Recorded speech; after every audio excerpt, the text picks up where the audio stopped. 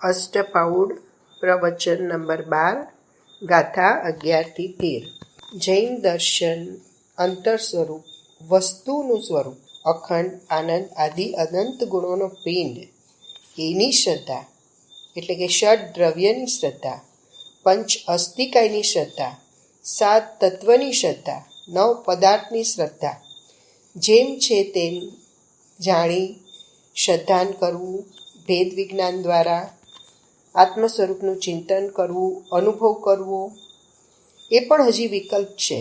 28 મૂળ ગુણ આદિ કે ષડદ્રવ્યની શ્રદ્ધા એનાથી પણ ભિન્ન પડી, એવા વિકલ્પથી પણ ભિન્ન પડીને આત્માનો અનુભવ કરવો, તે સમ્યક દર્શન છે અને તે જ જૈન દર્શનનું મૂળ છે. આવો જે વેદજ્ઞાનનો અનુભવ અને વિકલ્પ છે તેની સાથે નગ્ન મુદ્રા આદિ 28 મૂળ ગુણનો વ્યવહાર કેવો હોય, એટલે કે નિશ્ચય અને વ્યવહારનો કેવો સુમેળ હોય તે પણ જાણવું જોઈએ અને તે પ્રમાણે શ્રદ્ધાન થવું જોઈએ. જો આવી શ્રદ્ધા ન હોય તો વ્યવહાર સમ્યક દર્શન પણ નથી. આવો કાયદો તો અનાદિનો છે, આવો નિયમ કોઈએ કરેલો નથી, આ તો વસ્તુ સ્વરૂપ જ છે. સમ્યક દ્રષ્ટિ પુરુષો જે ધર્માત્મા છે એને જો કોઈ સમ્યક દર્શનથી ભ્રષ્ટ પુરુષ હોય તે પગે ન લાગે તો તે એકેન્દ્રિય નિગોદમાં જ જવાના છે.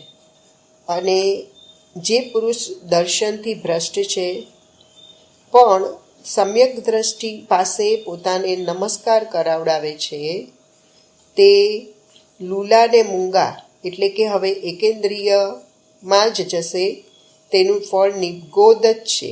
અને જે જીનવાણી છે તેને પગે ન લાગે, એમ માને કે જીનવાણી તો પર વસ્તુ છે, તેનાથી મને ક્યાં જ્ઞાન થાય છે, એવું જે સ્વચ્છંદ કરે તેને ખબર નથી કે સ્વનો આશ્રય કરીને ભલે સમ્યક દર્શન જ્ઞાન ચારિત્ર થાય પણ ત્યારે નિયમિત નિમિત્તો તો સત, દેવગુરુ, શાસ્ત્ર અને ત્રીની શ્રદ્ધાનો વિકલ્પ હોય. આવા સમ્યક દર્શન જ્ઞાન ચારિત્રની બોધિ પ્રાપ્તિ દુર્લભ છે. જે દર્શન ભ્રષ્ટ છે એટલે કે શ્રદ્ધાથી ભ્રષ્ટ છે તે તો અનંતકાળ સુધી અર્ધ પૂદ્ગલ પરાવર્તન સુધી એટલે કે અનંતકાળ સુધી સૂક્ષ્મ અને બાદર નિગોદમાં જ તેમનો વાસ થશે. આવો જીવોને સમ્યક દર્શન પામવાનો જોગ અનંતકાળે પણ દુર્લભ થશે.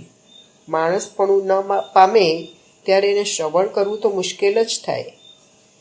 જાહેર થવું કે મિથ્યાત્વ જ સંસાર છે. વિપરીત માન્યતા, વિતરાગ માર્ગની વિપરીત શ્રદ્ધા, જ્ઞાનને ચારિત્ર એવો જે મિથ્યાત્વ તે જ સંસાર છે, તે જ આશ્રવને બંધનું કારણ છે.